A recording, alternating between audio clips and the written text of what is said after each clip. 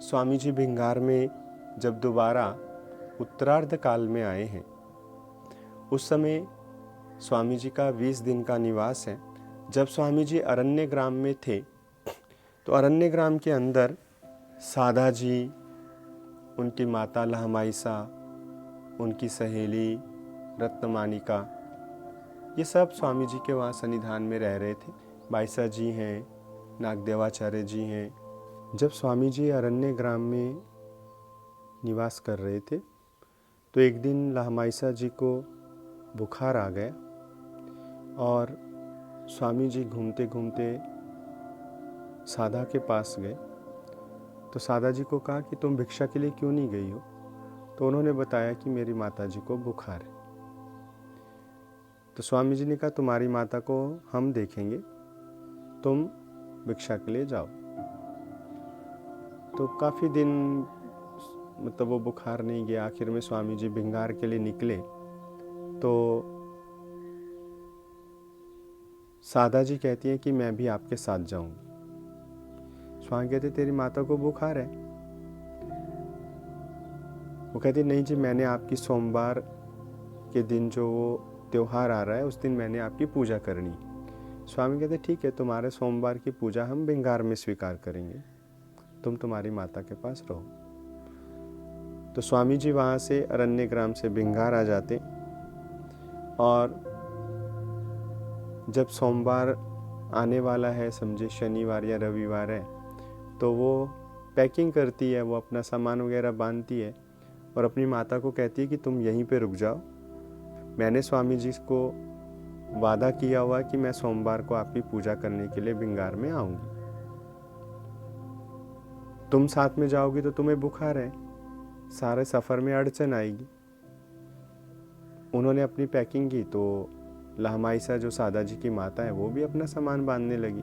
तो तुम, सादा कहती है कि तुम क्यों सामान बांध रही हो? तो उसने कहा कि मैं भी तुम्हारे साथ चलूँगी, अगर मुझे कुछ अड़चन आई तो मैं वहाँ रुक जाऊँगी, तुम आगे चले जाना। तो रत्नमानिका, उनकी जो सहेली है, और लहमाइसा माता और सादा तीनों वहाँ से निकलते हैं स्वामी जी की पूजा करने। लेकिन पैसे तो पास में नहीं है, इसलिए वहाँ पे एक गांव में पाटिल है, उस पाटिल के घर में वो गेहूं पीसने का काम करती और उसके बदले में तीनों को ही 3-3 दाम मिलते हैं। साधा जो है वो स्वामी जी के लिए सामान लेने के लिए जाती हैं, तो वो दोनों भी कहती हैं कि तुम तुम्हारा सामान लेने जा रही हो स्वामी जी के पूजा का, तो हमारे लिए भी ले आओ। तो वो भी उनको अपने 3-3 दाम जो है वो दे देती। फिर सादा जी बाज़ार में जाकर के 3 माला लेती हैं, 3 गुड़ की ढेलियाँ लेती हैं और 3 जो है वो पान के बीड़े लेती हैं। और जब वो सामान लेकर के आ रही होती हैं तो उनको रास्ते में प्यास लग जाती है और वो किसी एक ब्राह्मण के घर में उनकी बाहर के बरामदे के पास खड़े होकर उनसे पानी मांगती हैं। वो पानी लेके आते हैं, ये पानी पीने के लिए वो जो लिया हुआ गुड़ और जो बाकी सामान है वो उस बरामदे की जो ड्योढ़ी है वहाँ पे रखती हैं। और वहाँ पे पास में ही एक बछड़ा बांधा होता है, वो झट से, इनका ध्यान पानी पीने में है, वो झट से इनकी एक गुड़ की जो ढेली है वो खा लेता है। बड़ी दुखिस्त होती कि ये गुड़ की ढेली किसकी खाई, माँ की खाई, सहेली की खाई कि मेरी खाई? तो मेरी या भागी की ना।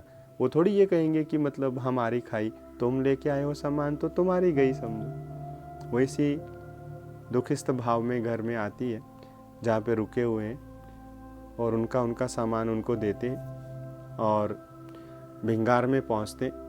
तब स्वामी जी आदित्य मंदिर के चौक के उत्तर की साइड में जो छोटा स्थान है दीवार के साथ, वहाँ पे स्वामी जी आसनस्थ हैं और तीनों ही वो जो स्त्रियां हैं वो आती हैं। लहमाइसा अपना सामान स्वामी जी को अर्पण करती हैं और उनकी जो सहेली हैं रत्नमानिका वो भी देती हैं।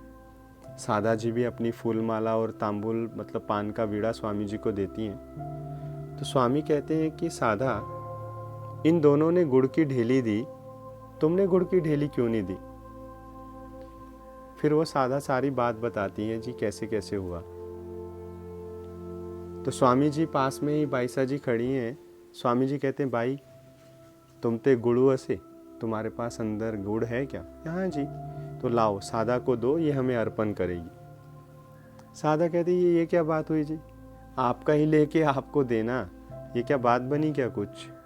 उसके ऊपर स्वामी जी उनको निरूपण करते कि साधे हो कवणाते काही असे, हे सकळ ही देवाचे की, महादेव देते आपुले।